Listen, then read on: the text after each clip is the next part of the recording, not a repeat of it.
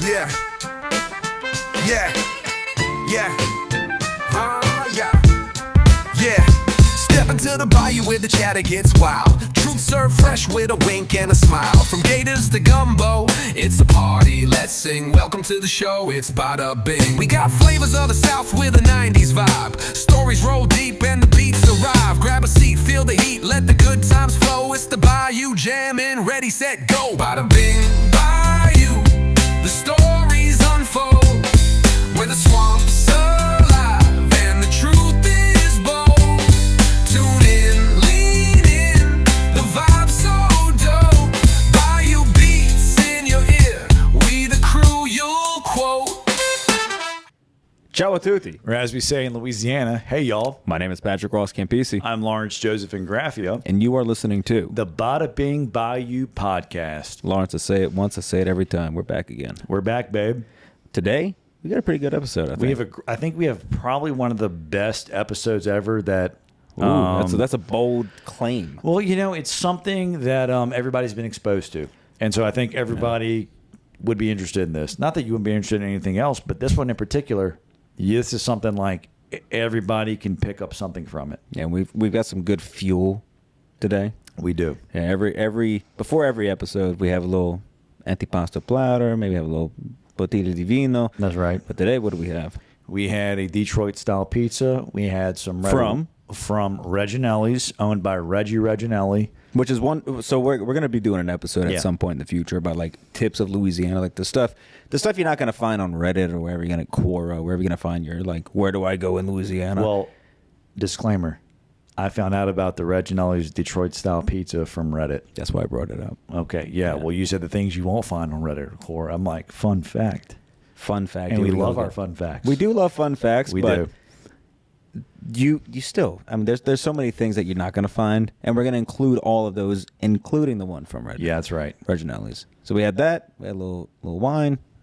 And my personal favorite. Lawrence's personal favorite. The Campisico Limoncello. Yes, it is a staple here at Bada Bing. Yeah, it is. Studios. It's a staple in my diet.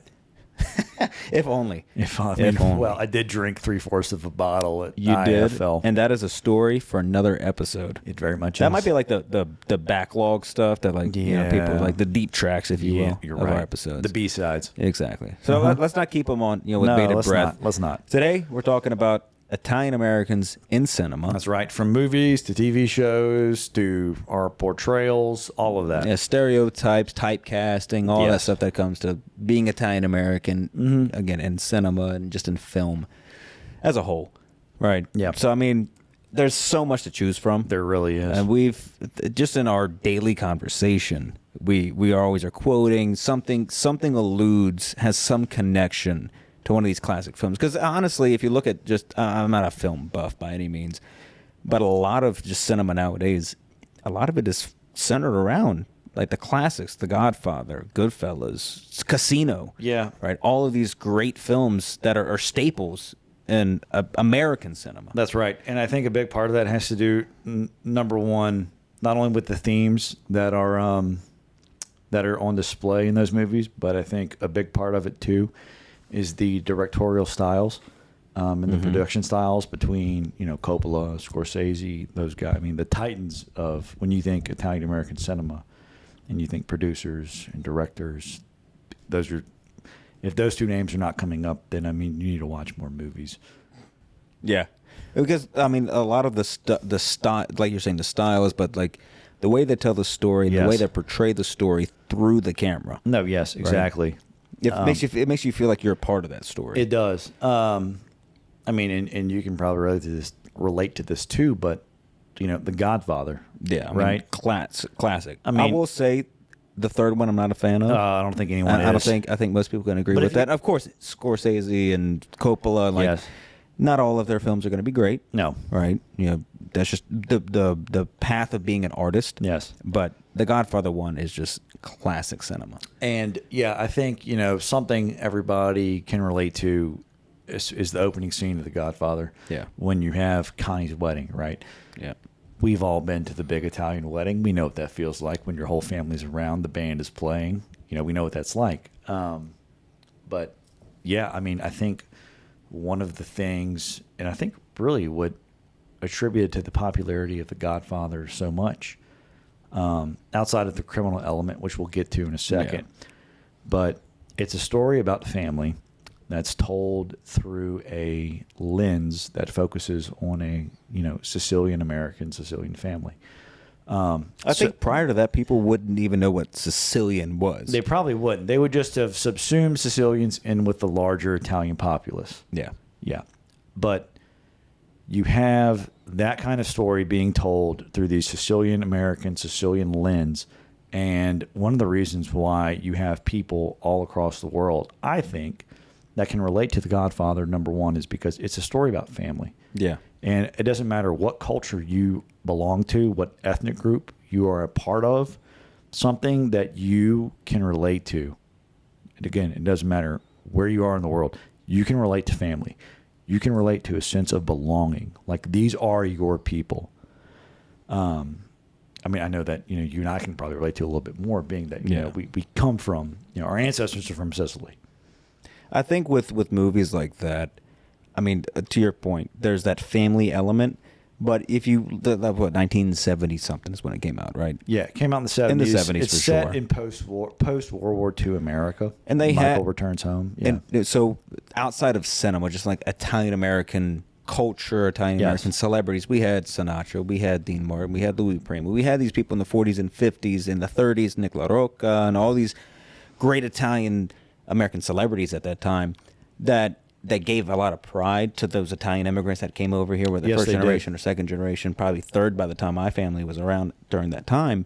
But it really shows, I think, that element of like the Italian way, the Italian culture, the Italian values in American society. Yes. Because like there's a huge correlation between when the Italians came over and like the influence that they had to the development of American society in the 20th century, for sure. Oh yeah, I mean, outside of Prohibition, La Cosa Nostra, and all that stuff, like there's because that's a very small percentage. And again, we're going to talk about this throughout this episode, but there's so much people like my family, like your family, all those in the Northeast, all across this country that came over here. Bank of America.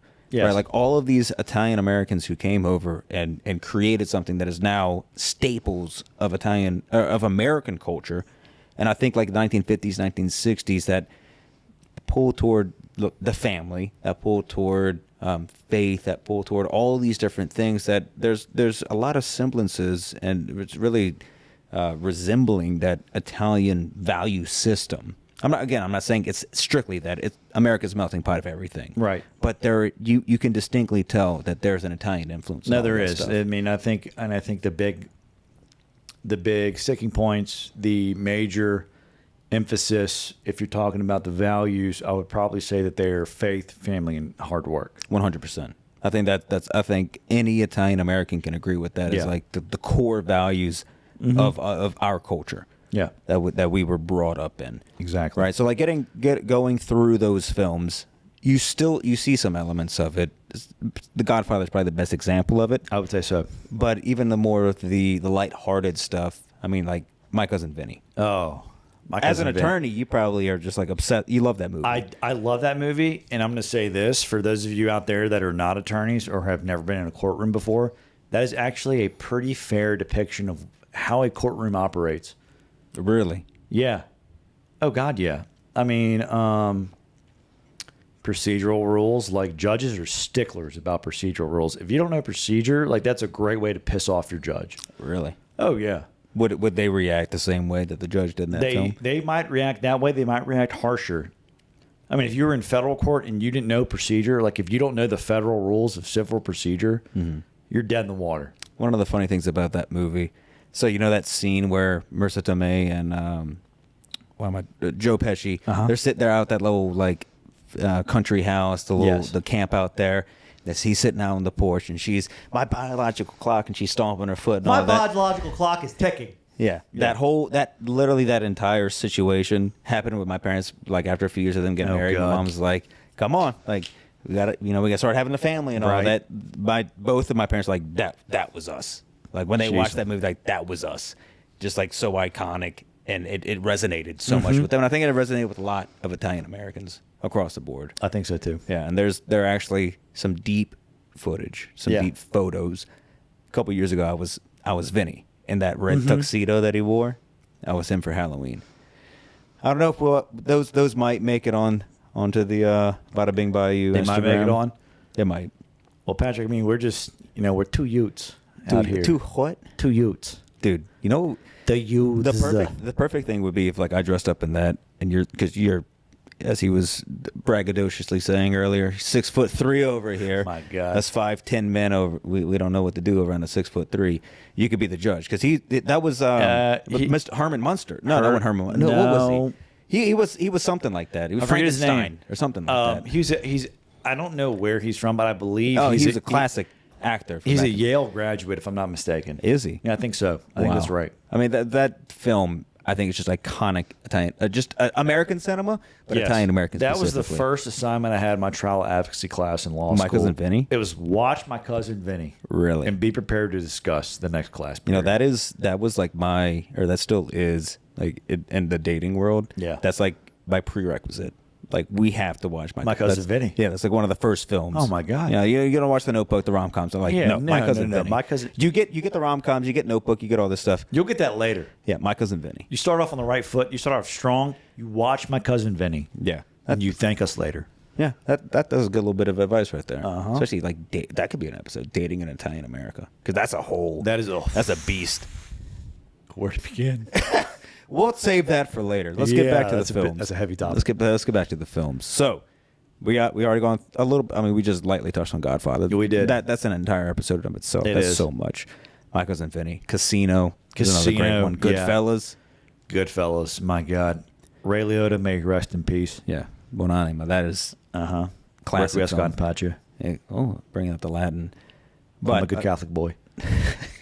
One thing that Lawrence and I always quote, especially with our friend Tony Mange, is Sopranos. No. I think that really turned the page.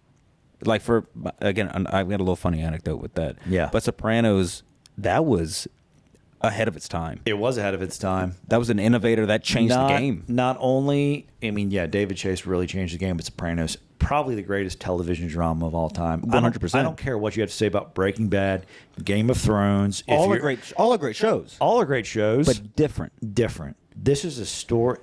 Again, you talk about the three main themes, faith, family, hard work. Those three themes that you see present in The Godfather, which was, released in the 1970s, you see that in The Sopranos as well, which was in 1999 up into, 2006? I think it was, 2005? 2006, 2007, something like that. Something like that? Yeah, there were Yeah. 6 seasons. Yeah, but they Yeah. took, because they had the strike, so they took like a year or two off. Okay. But it's interesting, because we've gone back and forth. Did we want to discuss this stuff about like La Cosa Nostra, the mafia? Because it's kind of a trope that people It is.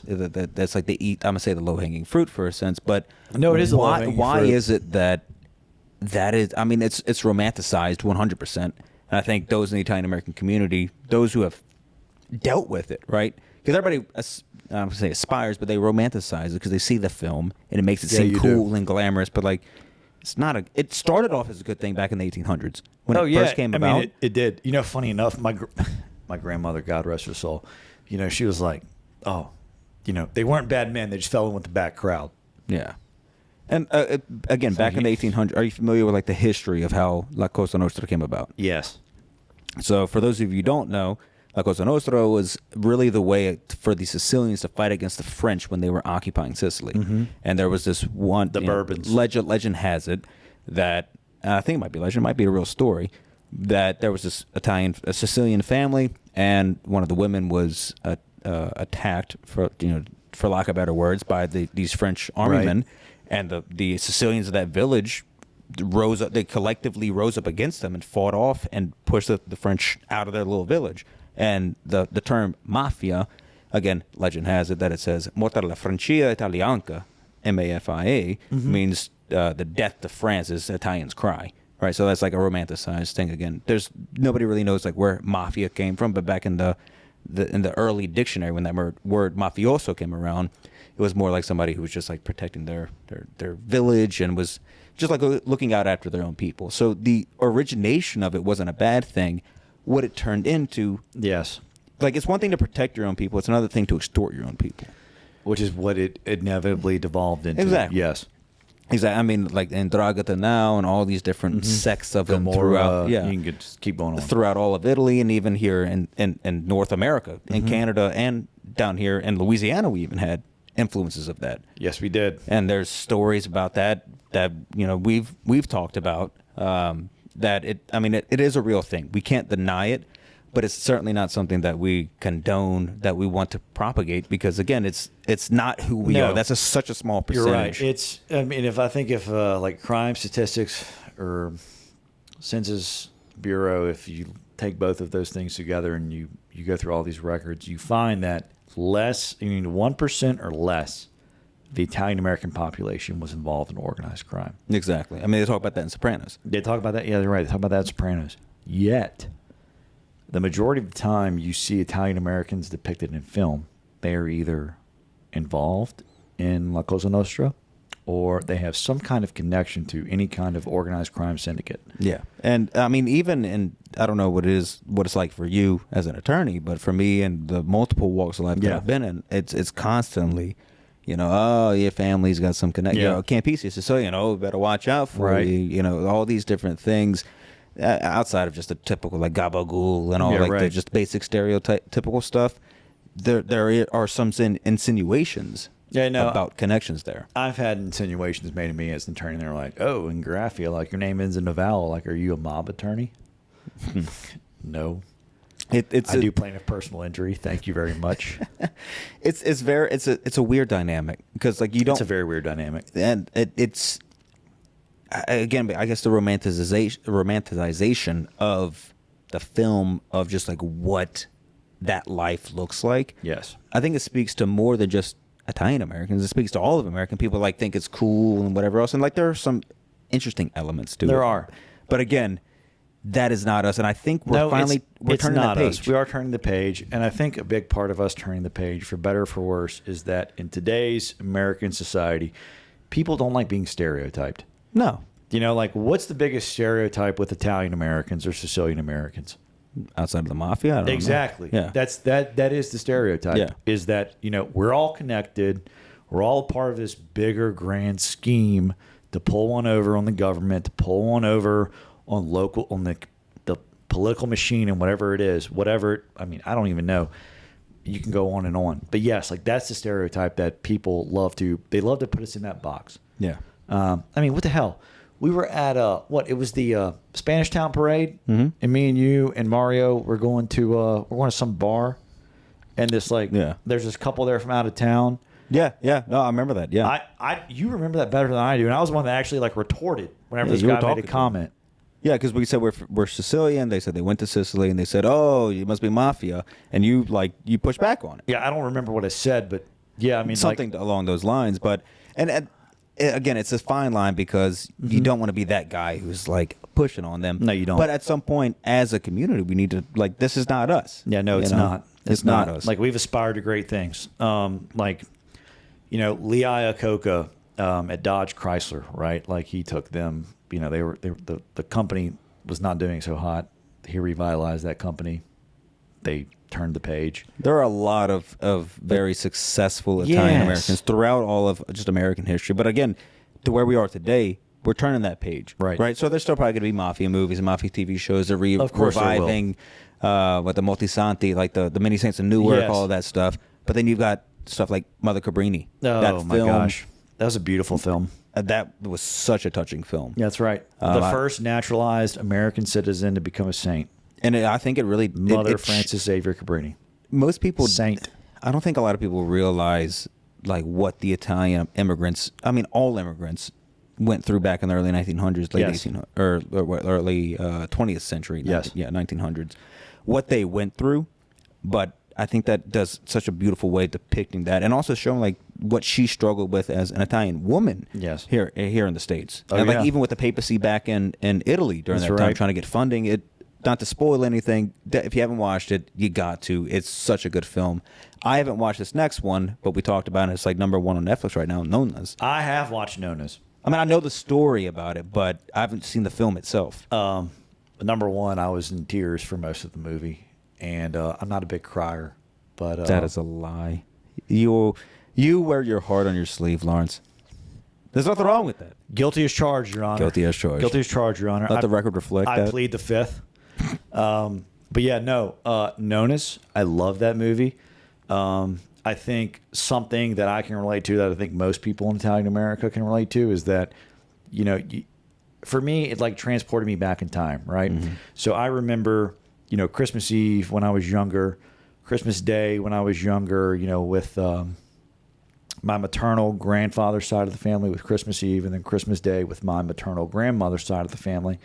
And I was, I'm 6'3" now, but this is back when I was, gay high, right? Yeah, like 5'7" at 10 10 years old. Yeah, so exactly. So all the 5'8" people are towering over me, right? Not the case today, but no, it like took me back to when I was a kid, and I can remember like running around my grandparents' house or my great aunts and uncle's house, and there's like the big Italian family and everything like that, and I thought it was a beautiful movie. I thought it was very well done, and that's something else I wanted to bring up too, is that I think. The success of The Godfather, of The Sopranos, Goodfellas, really you think about any of these movies that focus primarily on like Italian Americans and organized crime to a lesser extent or a greater extent.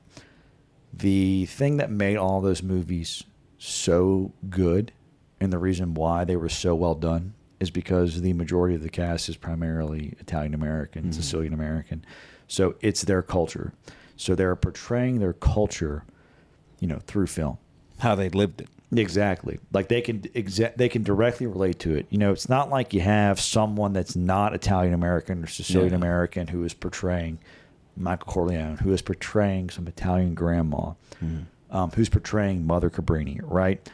So, I think that that's one of the things that makes those movies unique, makes those TV shows so unique, is that the cast, we're all cut from the same cloth. And like when you have something that is near and dear to you that you've experienced personally, to be able to portray that on stage, I think is very powerful. It's very impactful. I'm not saying that other actors can't do it, because there are tons of great that's actors. the whole point of acting, is like doing something that you're putting on a character. Exactly. But there's probably an element of truth that just can't be realized unless you grew up in that. It's more authentic coming from them. Mm-hmm. And that's what I think made those movies so great. Well, I know we talked about it a little bit in one of the early episodes about IFL. Yes. A couple of years ago, I went to this business conference in Hollywood, Florida, and they had Jazz Palminteri show up. And I know we had him at IFL as a surprise guest. Yes, we did.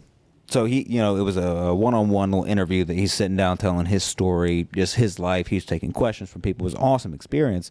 Later in that little program that we had, he actually did his one-man show of A Bronx Tale, because that's how it was originally before it was the film. It was a one-man show that I think he did it on Broadway, but of course he did it in multiple plays across the country.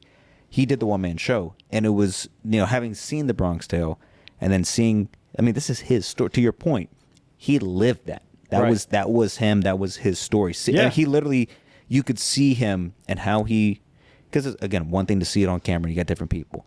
One man, the way he just changed his body, the way he was holding himself, the voices, like everything. You saw him changing character in this film or in this play on stage. It was just such an amazing experience, like so powerful. Because like, in any professional communications class you might take, like I did in MBA school. Like the silence, the pauses, the silence was just so deafening. Whenever he would take a pause, like when Sonny was talking to C, right? Right. In this one man show, and you're just sitting there, you're just mesmerized. I couldn't take my eyes, and like they don't want us to have any type of video during it, because they just want us to be in it. And I think that was a blessing for us, because like we had to focus on it. And it just spoke to you. Yeah. It was such a good experience. So I don't know if he ever does that often, but if you haven't had the opportunity to see and he does it, you got to go see that. That is such a cool experience. That sounds like a treat. And that film, I think that film is a good blend of both La Cosa Nostra and like the Italian. It shows both sides of it. It does, because it's again, it's an interesting juxtaposition. Yeah. I think juxtaposition is the right word for this because you have, it's like you have La Cosa Nostra, and then you have his father, who's the bus driver, who's like, he's an honest Italian American. He's working hard. He doesn't want his son to get involved with organized crime, and he's like, you need to work hard. You need to do these things. Don't associate with these men. They're bad men. And he later finds out throughout the movie like why they're bad men, what kind of things can happen. Again, with the juxtaposition, one of the most beautiful scenes I think in all of cinema is the baptism scene in The Godfather. Yeah. Right? When Michael is going to become Godfather, unironically enough, of Connie and Carlo's baby, right? And so you have the baptism scene going on. The priest is like, do you renounce Satan? Michael's like, I do. And then you have all these different little mafia hits going on all throughout this entire scene. And, again, the juxtaposition, like the divine and the evil, the good and the bad, all in one fell swoop. It's a beautiful depiction of that. It is a beautiful depiction of that. I think The Godfather does it in one. They do it in one scene with the baptism, whereas you have with The Bronx Tale, that's like really the theme of the whole movie. Yeah. It's like him and his family, and then like the father not wanting his son to get involved in any of that. Let me ask you this. Yeah. So, do you think, as the Italian American community, I think we all agree unanimously that this is an issue still, stereotyping of, and not just typecasting, but just stereotyping of Italians, thinking that they're all associated in some way. Yes. And this still is alive today in 2025. Very much so. Do you think we are a part of that problem? And one, not saying anything against it, but also and leaning into those, the Sopranos type things, the Godfather type things, where we're like, we commonly say, "Oh, leave the gun, take the cannoli," and like all these little quips. Do you think we are part? Like, yes, in a way, it's a part of our culture because that's a depiction of us, and we're so proud to see Italians being portrayed. It is. But are we also part of the problem that we're not saying this isn't us, and like because we continue to say it, we continue to keep it going? Right. That's a double-edged sword. Yeah, it really is, because yes, there is if we keep hyping it up, if we keep playing into it, then yes, we are perpetuating that stereotype. At the same time, though, I think if those people look past that and just look past the quips and the one-liners and what have you, and they meet you where you are and they see what you're doing, like you're a financial advisor, I'm an attorney, they would be able to see like, like these guys they're working professionals. You know what I'm saying? Yeah. They're involved in their communities. They're doing this. They're doing that. They're not involved in that. So, I mean, like I said, it's a double-edged sword because we do play into it. I'm guilty of it. Yeah, I think a lot of us are. I mean, we are. I mean, like, I'll walk into the house and I'm like, "Hey, Mom, where's Paulie?" She goes, "Oh, Paulie, won't be seeing him no more." You know what I'm saying? I love that. Right? I feel like there's a lot of clips, like little sound bites we could take even just on your conversation with your mother. Jesus Christ, Jennifer. The woman's a saint. I love her to death. Saint Jen. Saint Jennifer of Hammond. Hammond, America. Hammond, America. Rock on. That it is such a weird dynamic, and it's something that you almost fight with as an Italian American. Yeah, and that's a part of us because we grew up watching that. We did. But our because I knew my grandfather for 18 years, my nonno, he never really leaned into that stuff. But then after he passed, I was going through some of his stuff at his house, and he's got the Godfather book. He's got all these books about the mafia, and it's just like, I don't know. It's such a weird dynamic that the dichotomy, if you will, of like growing up in Italian America, just of trying to figure out how do you process these things and bring that into the professional world. Right. Really. I don't think we figured that out. I don't know that we have figured out. I think maybe the best way to go about it is honestly to ignore it and just focus on the task at hand. And just You think suppressing that is the way to do it? I'm not saying, I don't know if ignoring it is the same as suppressing it, but I mean, like, if someone just makes an offhand remark to you about being involved in something like that, then just ignore it, do your job, focus on the task at hand, excel at what you do. Be a good representation of an Italian American. Exactly.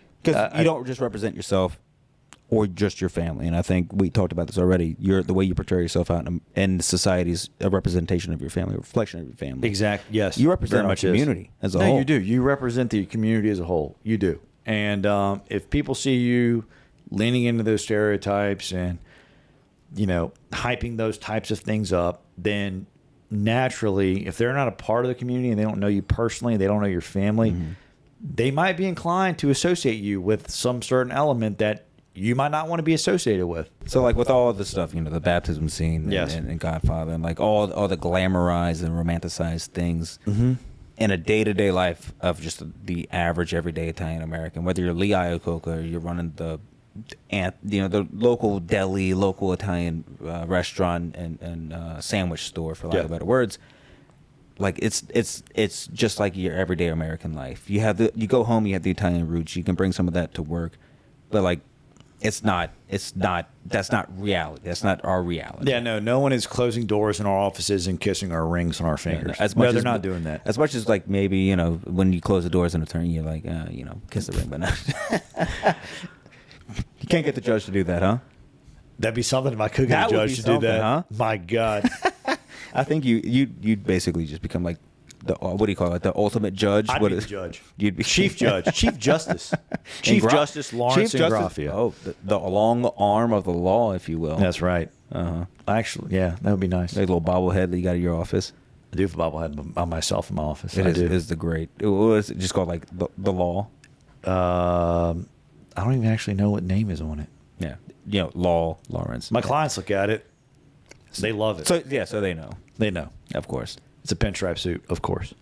I mean, what else are you gonna wear? I don't know. Anyway, I I think we've beat this horse dead. Not to discuss, what the Godfather. Can't beat it anymore. He can't beat it anymore. That's right. So, everybody, this has been the Bada Bing Bayou podcast. Y'all come back now. You will not wake up to a horse head in your bed. Thank you for that. Ciao.